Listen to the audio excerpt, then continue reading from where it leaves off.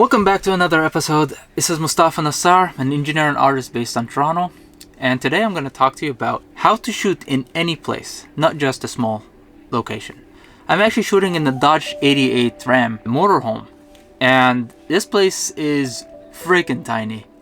I can barely, if I move the camera like 1 inch back, you get to see all of the furniture.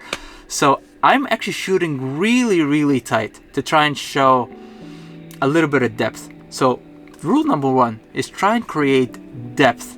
Depth is probably the most, I think, overrated and underrated thing on YouTube. So if you create depth, it shows high production value. So by doing that, just give yourself like maybe 2 or 3 feet from your background. The more distance you have, the better. And try and put some people put some practicals, some lights and books. But what I have here is this is a mattress on a bed. This is my back. And the neighbor is on the other side. So we're not going to show anyone. Rule number 2 is to try and shoot tight.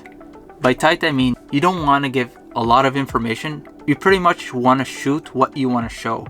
So I don't want to show my kitchen. I don't want to show my cupboard. I just want to show myself, the lights, and just me in the background. So I position my camera just enough that it shows everything that I want to show you. Rule number 3 is light. The light that is in the camper is actually pretty ugly. They make me look very flat, unflattering. So I actually opted out. I have a Yongnuo 360, which is a very small portable light. And I pretty much take it anywhere that I go. And I use it for most of my photo shoots, really. So it's very versatile, very lightweight. It can fit in any luggage. But the one tip that you need is to put your key light 45 degrees to your... That was the neighbor. The main focus is having a really good key light that really light your face and make the image more flattering. Next thing is composition. So composition is key. You need to make sure that everything is there for a reason.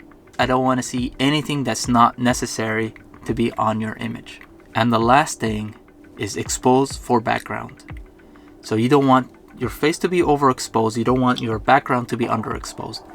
If you expose to your background and get your key light and expose it correctly, you can have this balance between the foreground and background, and it makes it more flattering and up your production value.